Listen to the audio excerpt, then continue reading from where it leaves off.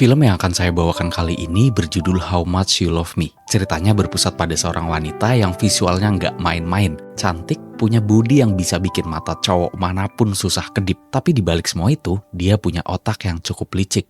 Lalu di sisi lain ada cowok yang bisa dibilang super cupu, kaku, dan gak punya pengalaman banget soal urusan asmara, tapi nekat mencintai wanita itu dan rela menahan setiap luka.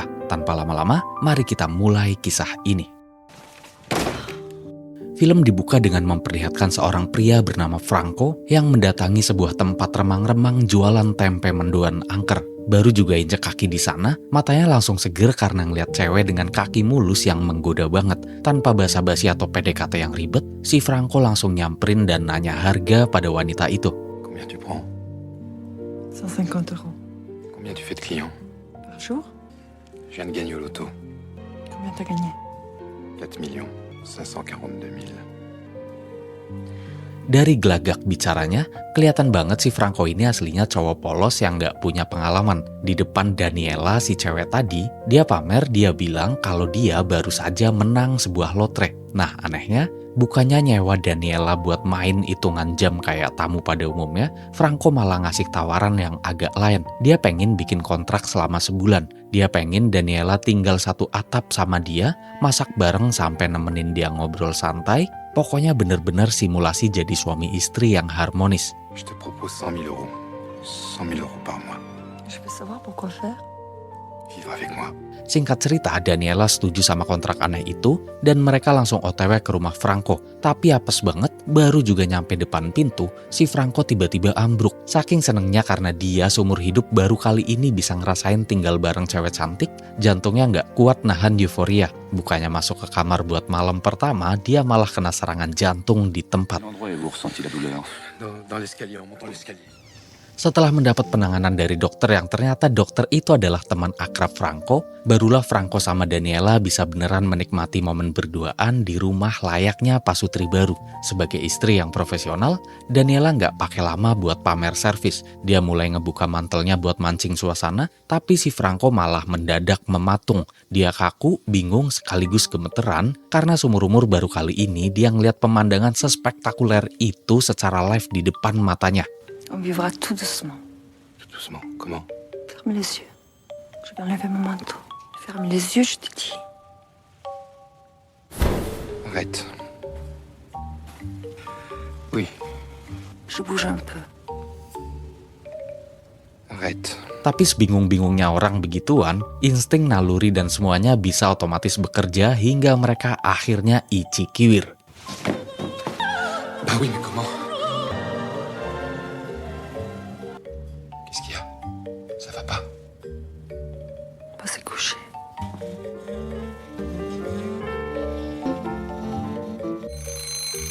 Di keesokan hari, Daniela yang sudah profesional dalam pekerjaannya pun memberikan servis yang baik pada Franco. Ia berperilaku layaknya istri, membuatkan kopi, memberinya kasih sayang, dan memberi kecupan hangat untuk mengantar Franco berangkat kerja. Tapi baru aja Franco turun tangga, dia kembali pusing, pingsan, dan terjatuh. Akhirnya ia kembali memanggil teman akrab yang seorang dokter itu. Mari kita sebut saja dokter itu dengan nama Andre. Dan saat Andre datang, ia langsung mengecek keadaannya. Di sini baru ketahuan kalau ternyata penyakit jantung si Franco itu udah lumayan parah alias akut. Jadi Franco tuh sebenarnya nggak bisa terima getaran-getaran soal begituan dari wanita yang terlalu gede, karena hal itu membuat detak jantungnya bekerja keras sementara jantungnya udah lemah. Sebagai teman yang peduli, Andre langsung ngasih peringatan keras. Dia nyaranin Franco buat ngejauh dari Daniela, karena kalau diterusin olahraga ranjang tiap hari, bukannya dapet cinta, si Franco malah bisa pindah alam alias mati konyol.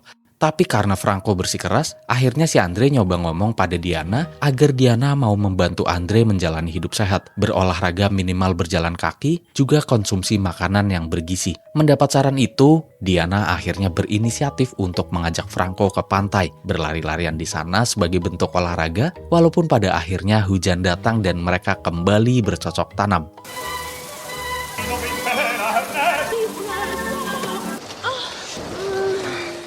Abis kelar olahraga dadakan itu, kita beralih ke meja makan. Di sana udah ada Andre yang lagi sibuk ngecek tekanan darah si Franco. Andre mau mastiin kalau sohibnya ini nggak bakal jantungan lagi gara-gara kecapean. Dia pengen bener-bener mastiin kalau jantung si Franco udah mulai bisa beradaptasi sama ritme hidup baru bersama cewek secantik Daniela. Quand même 15-9.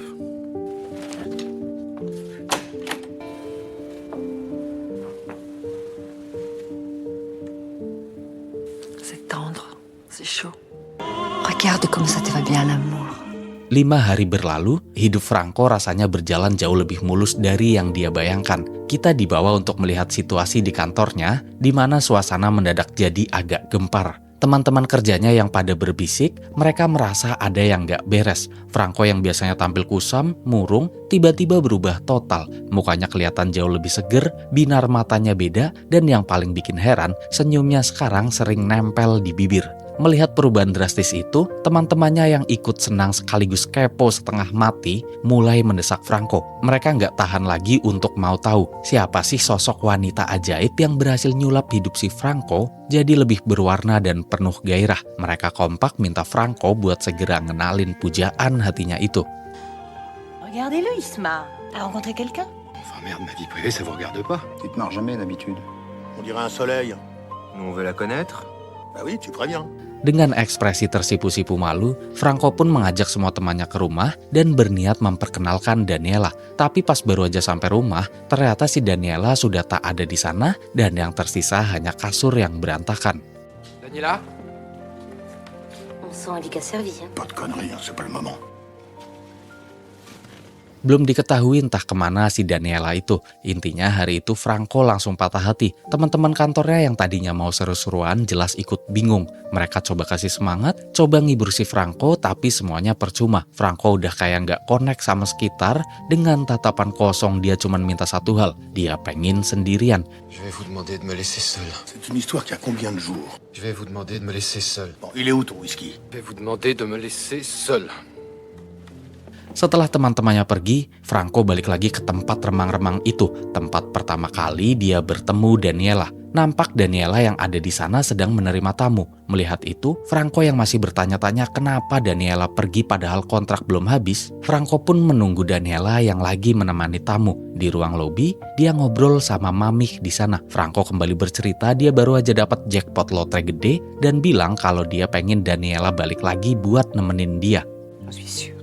Nous sommes là pour vous rendre la vie moins grise. Tapi karena Daniela lagi ada tamu, maka si Mamih memberi opsi lain dengan memberi Franco seorang teman yang lebih muda. Terlihat jelas mendengar Franco yang baru aja dapat lotre, wanita muda itu langsung nempel banget. Di momen itu juga terlihat si Daniela yang sudah selesai menjamu tamu keluar dari ruangan. Tapi anehnya, dia tak sekalipun mengarahkan pandangannya pada Franco. Ia cuek seakan tak mengenalnya sama sekali. Di situ Franco yang cukup patah hati dan kecewa akhirnya keluar dari ruangan bersama wanita muda itu. Tapi saat belum jauh ia pergi, tiba-tiba si Daniela teriak minta maaf dan dia ngaku kalau dia sendiri pun bingung dan gak tahu kenapa dia tega ninggalin Franco setelah semua yang mereka laluin. François! Dis-lui que c'est pas de ma faute! Je sais pas, j'en suis! De quel droit elle te parle, celle-là? Je la connais un petit peu. Mendengar itu Franco langsung putar balik. Dengan polos dan romantisnya, ia langsung mengungkapkan pada Daniela bahwa beberapa hari lalu yang mereka lewati telah mengisi dan mengubah seluruh hidupnya. Il faut que je te dise un truc. Oui, François. Ces quelques jours qu'on vient de passer ensemble, ça va suffire à remplir toute ma vie. Le bonheur, maintenant, François. Il y a un autre homme dans ma vie. Tapi di situ Daniela malah berterus terang. Dia ngaku kalau alasan sebenarnya dia pergi adalah karena dia punya suami yang ia cintai. Daniela bilang kalau dia sebenarnya bahagia hidup bareng Franco. Tapi dia takut kalau suaminya sampai tahu, semua bakal berantakan. Intinya dia menegaskan kalau kepergiannya itu justru demi kebaikan Franco, bukan karena dia nggak betah atau nggak suka tinggal bersama. Tapi karena Franco yang udah kepalang jatuh cinta, ia pun tetap nekat membawa si Daniela kembali ke rumahnya dan kembali menjalani hari bersama. Dan diperlihatkan baru 2 hari mereka bekerja keras sampai keringat bercucuran sebagai pasangan. Tapi karena teriakan mereka terlalu keras, salah satu tetangga pun marah dan menegur mereka. Akhirnya sedikit perdebatan pun terjadi. On dirait une génisse qui va à l'abattoir. D'abord, c'est quoi le bonheur? Vous n'êtes jamais baisé? Comment vous faites? Pas un bruit? Et qui font pas de bruit. Pas besoin de chanter l'opéra. Faites attention la prochaine fois. Singkat cerita, entah ini sudah direncanakan atau tidak, tiba-tiba suami Daniela datang melabrak ke rumah Franco. Anehnya, dia nggak datang dengan emosi meledak-ledak atau main tangan. Pria itu justru bersikap seolah sedang negosiasi bisnis. Dia menuntut Franco membayar sejumlah uang kompensasi dengan alasan Franco sudah membawa lari istrinya. Fokusnya jelas, dia cuma mau duit. On peut savoir ce que vous voulez? Mais c'est à toi de parler. Propose quelque chose. À quel sujet? Qui est la femme d'un autre, je suis désolé, mais c'est pas un joli geste. Je ne suis pas content. Elle me manque, Daniela. Il faut qu'on parle des dommagements. Qu'est-ce que tu envisages comme dédommagement? Bah oui. Puis en présence de la femme que j'aime, elle me regarde, alors... Très vieux con.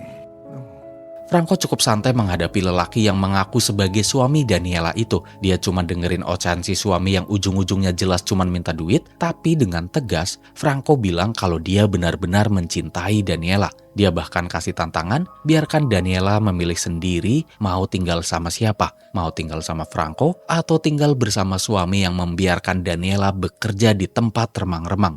Pas perbincangan makin alot dan Franco kayaknya udah mulai ikhlas kalau Daniela harus dibawa balik suaminya karena itu emang hak suaminya, tiba-tiba Daniela berdiri. Dia mulai marah-marah dan kelihatan banget sengaja bikin drama, pura-pura berantem hebat sama suaminya di depan mata Franco.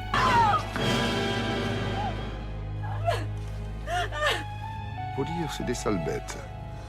Pour regarder Daniela.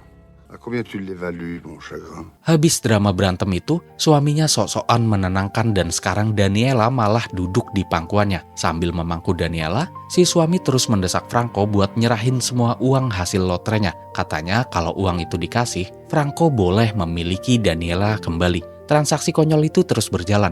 Daniela juga ikut ambil peran, dia terus membujuk Franco buat keluar duit sambil sengaja nunjukin gestur mesra buat bikin Franco cemburu. Di situ Franco akhirnya sadar sesadar-sadarnya. Mereka berdua cuman lagi bersekongkol, cuma main peran memanfaatkan rasa cinta Franco demi nguras hartanya. Ogah dibodohin lebih jauh, Franco pun meledak. Dia marah besar dan malah nyuruh si suami bawa pergi Daniela dari rumahnya saat itu juga. Tu permets une seconde, j'ai besoin de réfléchir. Regarde-moi pour réfléchir. Ça va t'aider. C'est un détail important. Oui, ben elle me fait chier, votre nuit. Elle fait chier, elle est poisseuse, elle sent l'égout. Je vais rassembler mes affaires.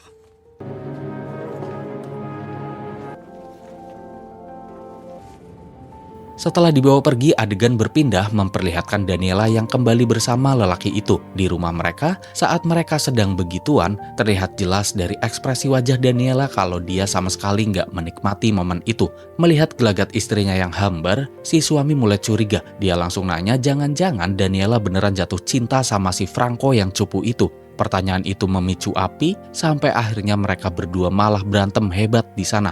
Nampak Daniela nggak bisa lagi nyembunyiin kalau perasaannya memang sudah tertinggal di rumah Franco. Bon bah alors, qu'est-ce qui se passe? D'habitude, tu démarres en rentrant, mais là, tu démarres pas, tu te traînes. Écoute-moi bien, ma petite fille. Si tu veux te barrer, barre-toi. Allez. Sois gentille.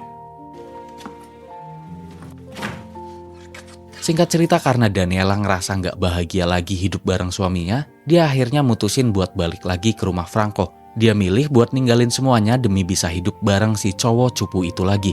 Daniela sadar kalau kenyamanan yang ia cari ternyata ada di sana, bukan di tempat suaminya yang cuman mikirin duit. Mais je suis en train de baiser, là.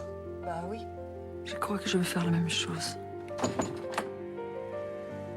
Di situ Daniela menyatakan kalau dia mau hidup bareng Franco dan jujur kalau dia sudah benar-benar jatuh cinta. Tapi di momen yang sangat emosional itu, Franco justru bikin pengakuan mengejutkan. Dia mengaku kalau selama ini dia nggak pernah menang lotre sepeser pun. Semua cerita soal jackpot itu cuman omong kosong yang dia karang biar para wanita mau melirik dan tertarik sama dia. Franco ngebuka topengnya, nunjukin kalau dia sebenarnya nggak punya harta melimpah seperti yang selama ini Daniela bayangkan. Mais j'en ai jamais eu d'argent. Juste mon salaire et puis c'est tout. C'était bidon. Donc c'était bidon. Tu m'as baissé la gueule? Un petit peu. Tapi ya begitulah, kalau urusan hati memang nggak bisa dilawan pakai logika. Meski tahu kalau Franco ternyata nggak punya uang dan bohong soal lotre, Daniela sudah nggak peduli. Dia memantapkan hati buat tetap hidup bersama Franco, menerima keadaan apa adanya tanpa embel-embel harta.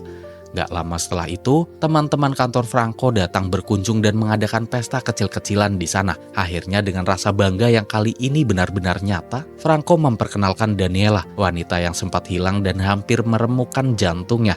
Franco memperkenalkannya sebagai pujaan hati, sekaligus pendamping hidupnya di masa depan kepada teman-temannya. La beauté de cette femme. Qu'est-ce qu'elle me plaît ta vie?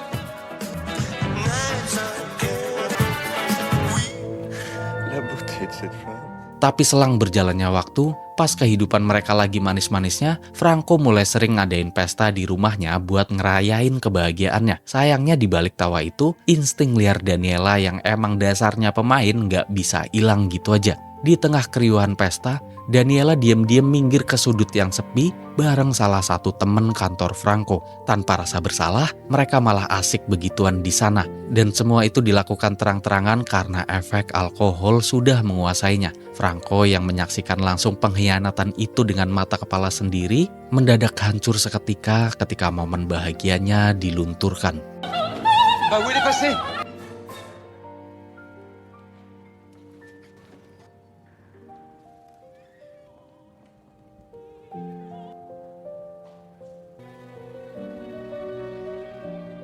Laissez-le, il encaisse. Je voudrais pas foutre la merde, mais c'est quand même une pute. Dan pada akhirnya, di hadapan pengkhianatan yang begitu nyata, Franco kembali pada kodratnya. Seseorang yang punya hati terlalu luas untuk menyimpan benci. Franco memilih untuk memaafkan. Franco nekat mempertaruhkan sisa hidupnya sekali lagi, berjanji akan menjadi sandaran bagi Daniela untuk membasuh masa lalunya yang kelam dan memulai langkah baru bersama. Film ini pun menutup kisahnya dengan sebuah pemandangan yang tenang namun penuh makna. Di meja makan yang sederhana, Franco dan Daniela duduk berhadapan. Di antara keheningan ruangan, mereka saling menautkan janji. Sebuah komitmen untuk saling menjaga dan menjalani hidup dengan lebih baik bersama-sama hingga jantung menghentikan detaknya.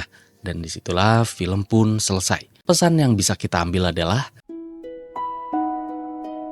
terkadang mencintai seseorang bukan berarti kita buta terhadap kesalahannya, tapi kita memilih untuk menjadi satu-satunya tempat baginya untuk pulang dan berubah. Pada akhirnya, How Much You Love Me ini bukan tentang berapa banyak uang lotre yang kita punya, tapi tentang seberapa besar kita sanggup memberi kesempatan pada orang yang terus-menerus gagal menghargai kita. Karena seringkali, satu-satunya cara menyembuhkan jiwa yang rusak adalah dengan cinta yang tak kasat mata. Daniela adalah badai yang tak kunjung usai, namun Franco memilih untuk menjadi rumah yang tetap berdiri meski fondasinya terus dihancurkan.